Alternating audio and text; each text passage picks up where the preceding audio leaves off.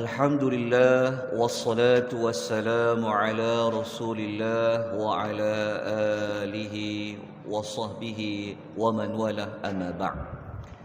Sidang jemaah muslimin dan muslimat, tuan-tuan dan puan-puan rahimani wa rahimakumullah.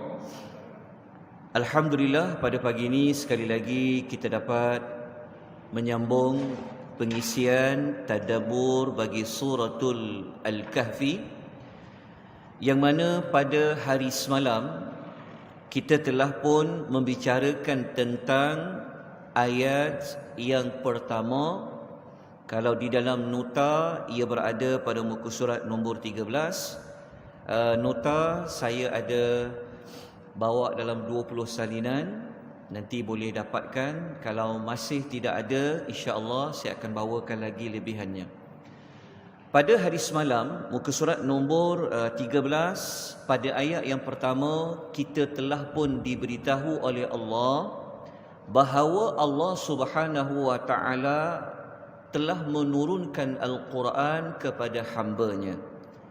Kenapa Allah memberitahu? Kerana di zaman dahulu terdapatnya tuduhan-tuduhan yang mengatakan bahawa Al-Quran ini adalah rekaan.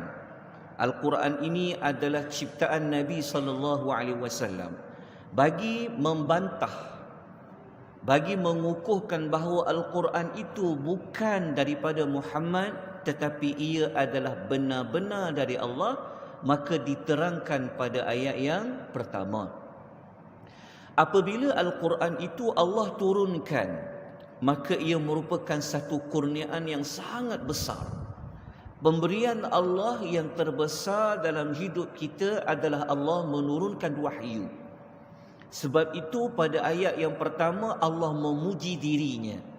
Alhamdulillah. Maknanya kita kena bersyukur kepada Allah di atas nikmat turunnya wahyu, turunnya Al-Quran. Tanpa Al-Quran, tanpa ajaran dari Allah, kita tidak tahu ke mana kita nak pergi. Kita perlu buat apa? Maka dengan turunnya Al-Quran, Al-Quran memberikan petunjuk kepada kita ke mana hala tuju hidup kita.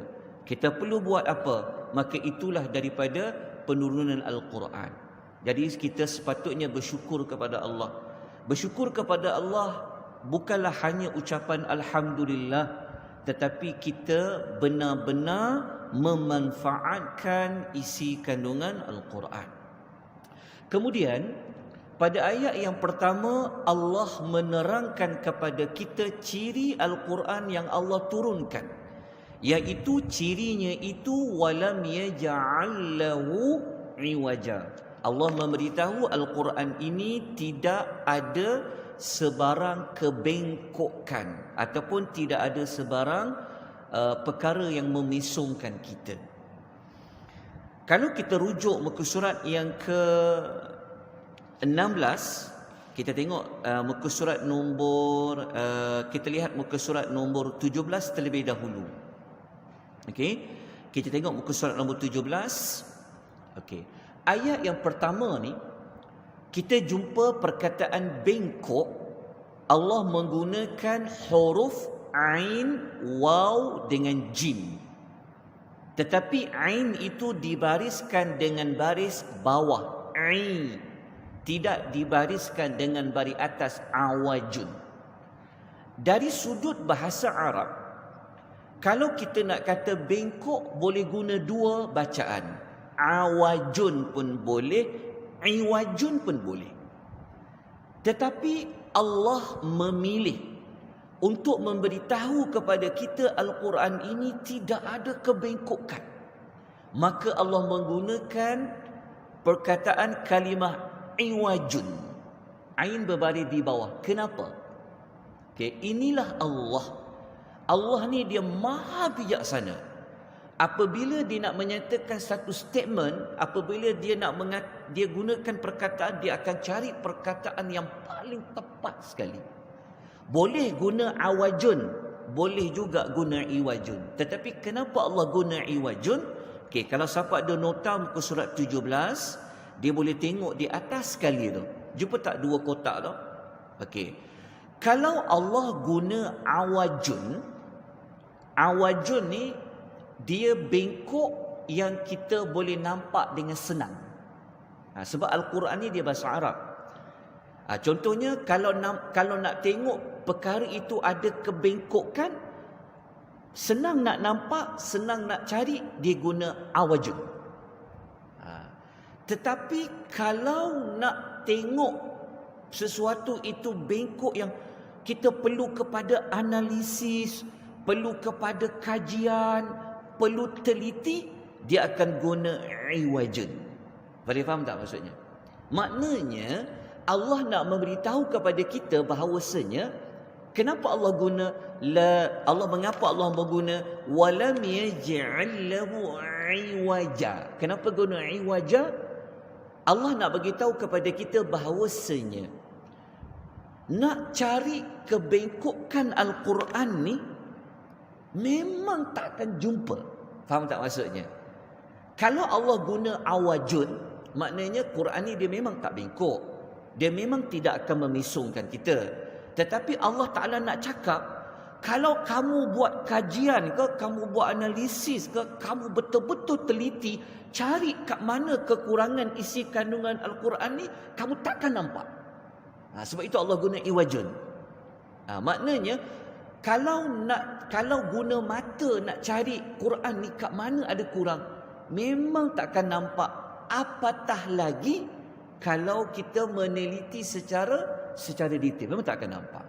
Okey. Kemudian kalau kita baca pada ayat yang pertama, dekat ayat itu tuan-tuan tolong bulatkan perkataan walam yaj'allahu. Jumpa tak perkataan yaj'allahu, perkataan lahu. Kalau dalam nota muka surat nombor 15, tengok di atas sekali itu. Kenapa kita perlu teliti? Dia sebenarnya Al-Quran ni dia tak boleh baca surface je.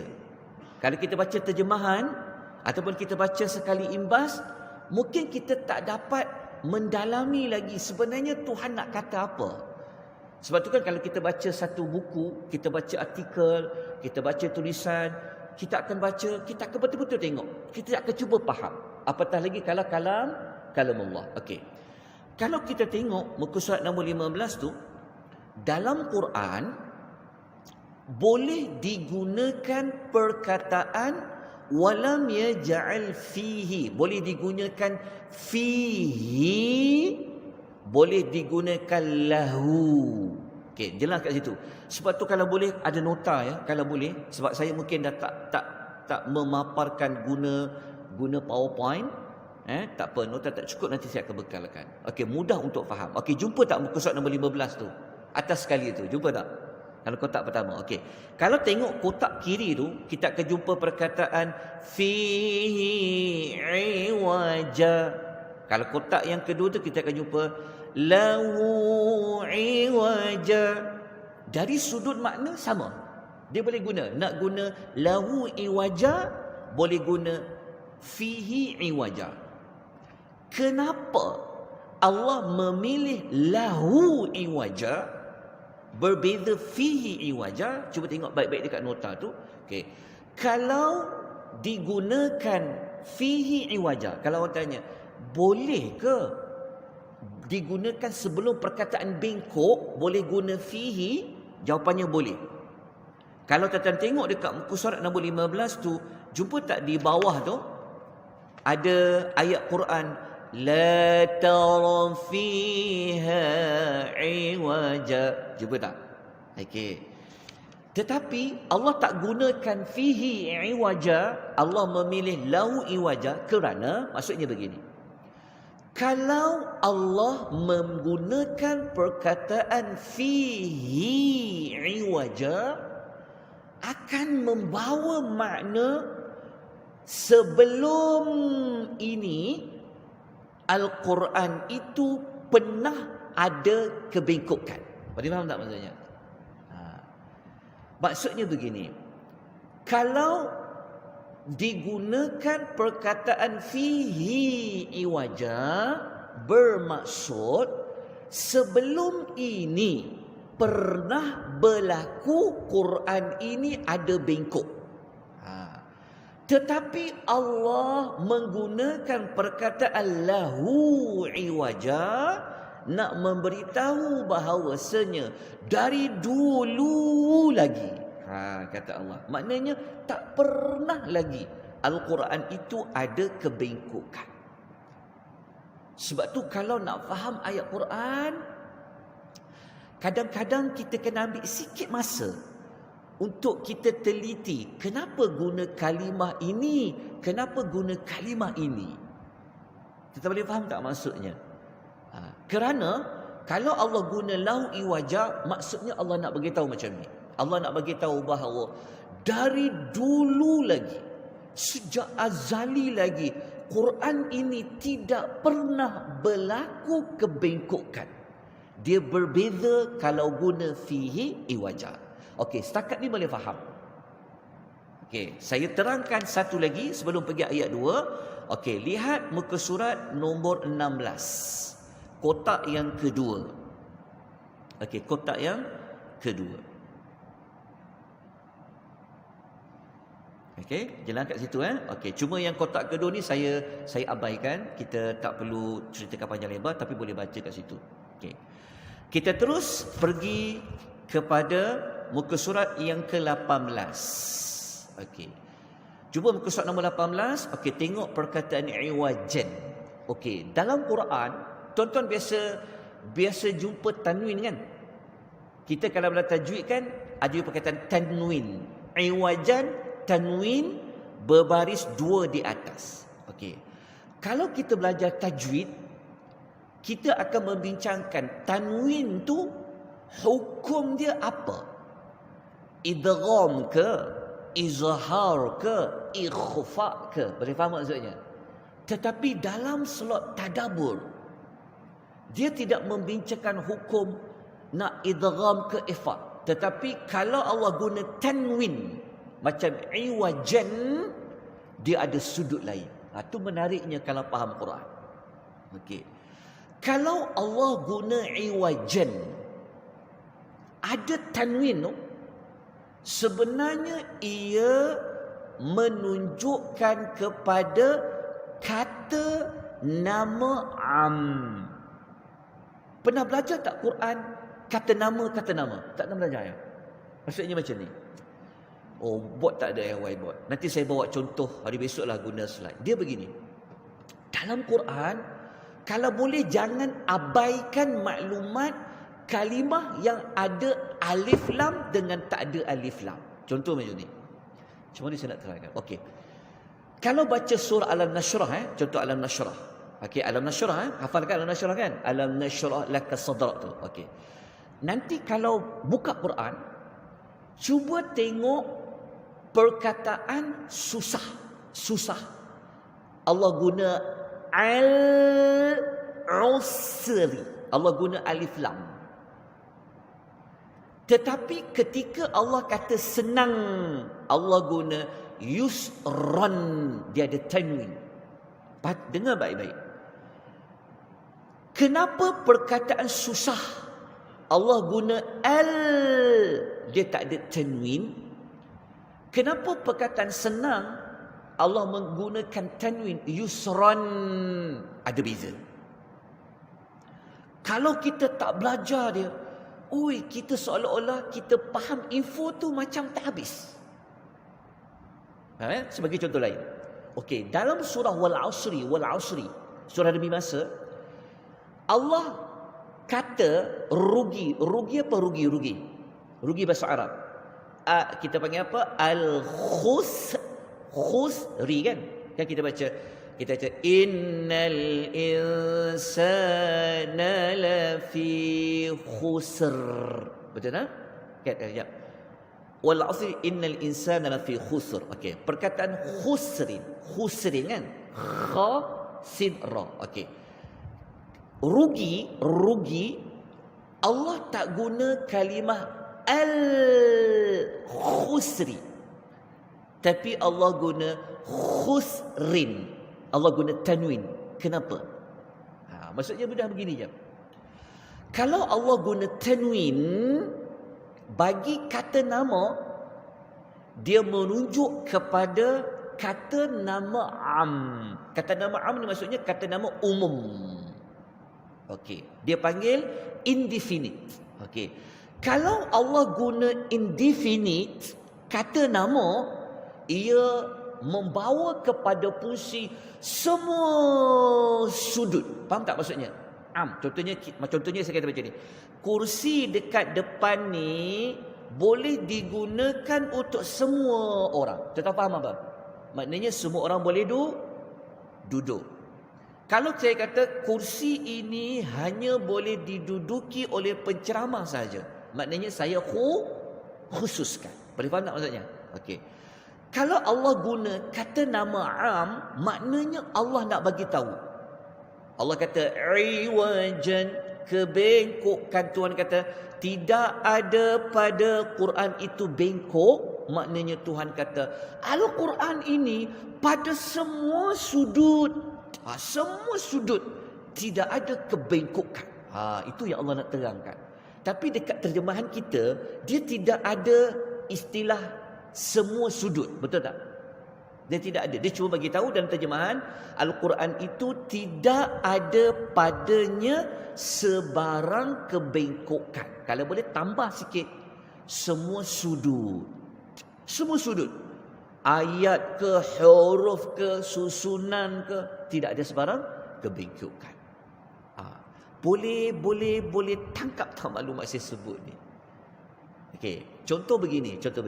Okey, kalau baca surah Wal Asri kan kita jumpa innal insana lafi khusrin. Apa terjemahan dia? Sesungguhnya manusia itu berada dalam kerugian. Okey. Kalau boleh tambah perkataan semua sudut. Dia berbeza. Sebab apa? Sebab khusrin tidak digunakan ada alif lam. Macam tu. Patutnya sesungguhnya manusia itu benar-benar berada dalam kerugian dalam semua sudut. Itu lebih ada kata apa? Maknanya lebih kuat. Kenapa? Kerana khusrin tu tidak ada alif lam tapi dia ada tanwin. Itu sedikitlah. Berikutnya sepatutnya saya kena ada whiteboard nak tulis dengan lebih nampak. Itu saya cuba dulu pagi ni nak tengok tuan-tuan boleh dapat tak kalau saya terang dalam bab tu, sebab dia makan masa sikit. Kalau tak nanti akan datang saya nak tinggalkan maklumat-maklumat seperti itu. Tapi kalau datang rasa perlu untuk diterangkan, nanti saya akan terangkan. Okey, jelas? Okey. Kita terus pergi kepada ayat yang kedua. Kita ada 5 minit lagi.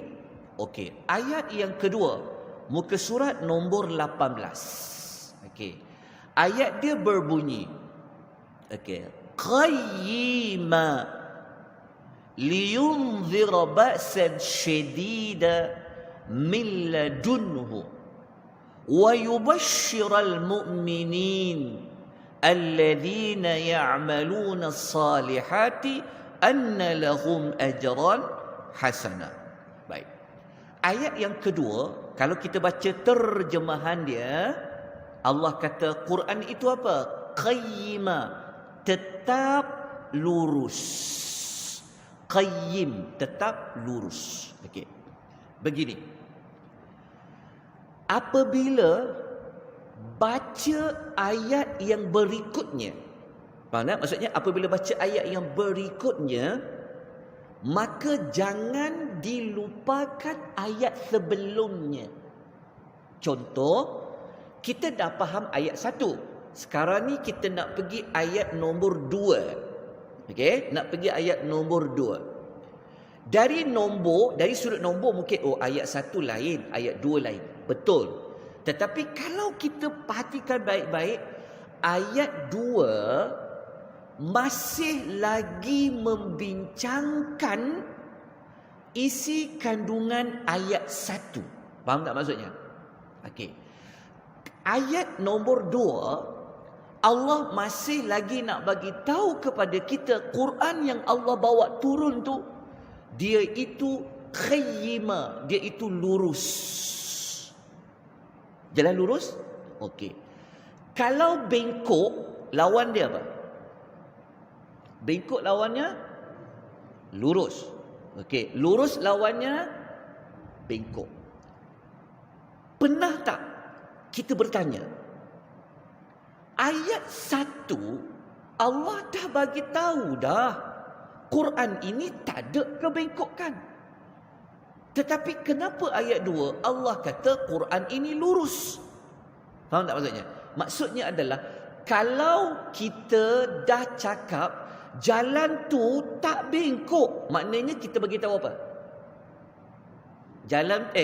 Maknanya jalan tu lurus. Maknanya tak perlu lagi kita kata jalan tu lurus sebab kita dah bagi tahu jalan tu tidak bengkok. Boleh faham tak? Tetapi kenapa Allah nak katakan bahawa sekali lagi Allah nak kata Al-Quran itu dia qayyimah, dia lurus. Kenapa? Okey, kalau tengok muka surat nombor 19, muka surat nombor 19, nota atas sekali itu, kerana Allah Ta'ala nak mengukuhkan, nak emphasizekan kenyataan yang dibuat pada ayat yang pertama. Macam kita kata macam ni lah. Okey, engkau nanti kau akan jumpa jalan tu dia lurus je, dia tak bengkok. Kenapa kita cakap macam dua maksud kan? Kenapa Allah kata dia lurus? Kerana Allah nak jadikan ayat 2 ni penguat, pengukuh kepada ayat yang pertama. Maknanya Al-Quran ni memang dia tidak bengkok, diterangkan dengan dia itu lurus. Sebab itu siapa yang nak hidup dia lurus, ikut jalan Allah, ikut jalan Rasul, dia takkan dah ke kanan, dia takkan pergi ke kiri dah. Maka amallah isi kandungan Quran. Faham tak maksudnya? Kan dalam solat kita doa, ihdinas siratal mustaqim, hidayahkan kami jalan yang lurus. Kita nak jalan yang lurus je supaya sampai ke syurga. Kita tak nak ke kanan, kita tak nak ke kiri. Jadi macam mana kita nak tahu jalan tu tak ke kanan, tak ke kiri, macam mana nak lurus? Kita kena guna apa? Panduan dia. Kita guna Al-Quran. Kalau kita nak tahu jalan nak pergi kat depan tu berapa kilometer, ada apa, maka kena ada signboard dia. Maka nak tahu ikut jalan tu nak pergi ke syurga tu kena buat apa, kena apa, maka isi kandungan Al-Quran itu dalam suratul Kahfi, dia akan bawa kita terus jalan, terus. Jangan ke kanan, jangan ke kiri. Sebab apa? Sebab Al-Quran itu turun sifat yang kedua apa? Dia adalah qayyimah. Dia lurus. Sebab itu, sesiapa yang dia nak pergi hidupnya, cita-citanya nak pergi syurga, maka antara rujukan utamanya adalah dia kena ikut segala isi kandungan Al-Quranul Karim. Kenapa? Kerana ciri Al-Quran yang kedua dia adalah qayyimah. Ciri pertama Al-Quran dia adalah tidak terpisah. Oleh kerana itu, kalau siapa yang ikut sebiji sama seperti isi kandungan Al-Quran, hidupnya takkan lagi terpisah, dia akan berada dalam jalan yang lurus. Itu saja pengisian untuk pagi ini. InsyaAllah kita sambung lagi pada esok hari dengan kita memperincikan pada ayat yang kedua. InsyaAllah. Aqulu qawli hadha wa astaghfirullahal azim. Wabillahi taufiq wal hidayah. Wassalamu alaikum warahmatullahi wabarakatuh.